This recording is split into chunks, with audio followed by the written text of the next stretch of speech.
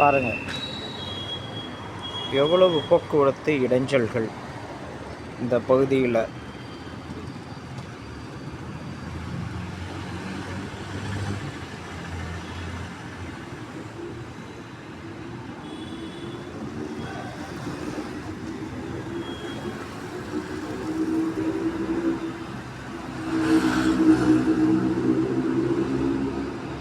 தெற்கு பக்கம் 350 சதுரடி இழுக்கப்பட்டிருக்கிறது, முதல் மாடியும் சேர்த்து.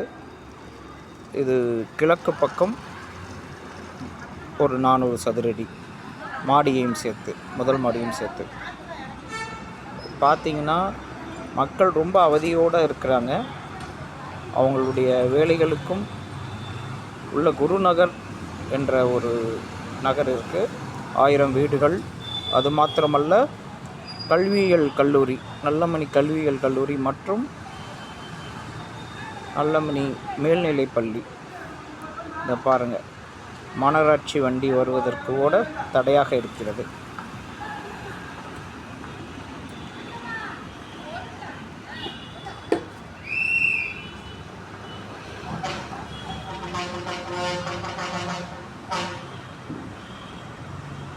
இதை பாருங்கள், ஒரு லாரி வருது.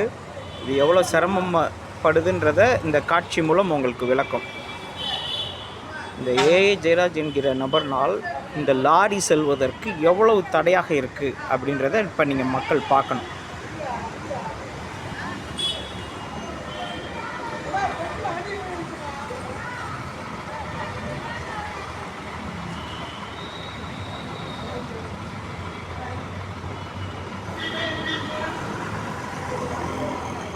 பாருங்கள், இந்த லாரியும் இந்த மாநகராட்சி வண்டியும் போவதற்கு எவ்வளவு தடையாக இருக்கிறது. இதற்கெல்லாம் காரணம் வடக்கு பக்கம், அதாவது மன்னிக்கணும்,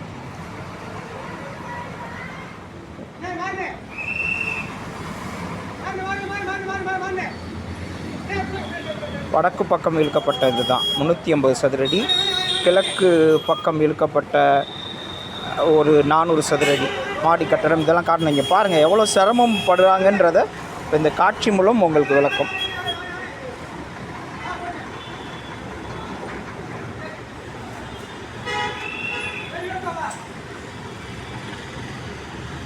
இருபது அடி ரோட்டிலேயே இந்த பக்கம் ரிலையன்ஸ் டவர், ஈபி டவர், இது ஒரு 6 அடி இழுக்கப்பட்டு இருக்கிறது.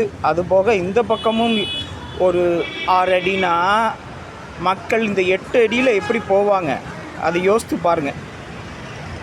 மக்களுக்கு அறிவு சார்ந்த மக்களுக்கு தெளிவாக தெரியும். பாருங்கள், மாநகராட்சி குப்பை வண்டி தான் எவ்வளவு சிரமத்துக்கு உள்ளாகிறது என்பதை பாருங்கள்.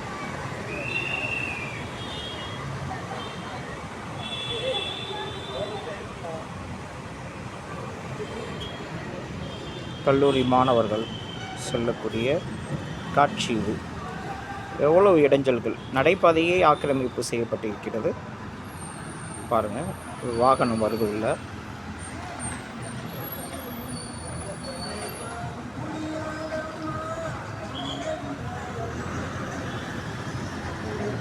எவ்வளோ இடைஞ்சலாக இருக்குது.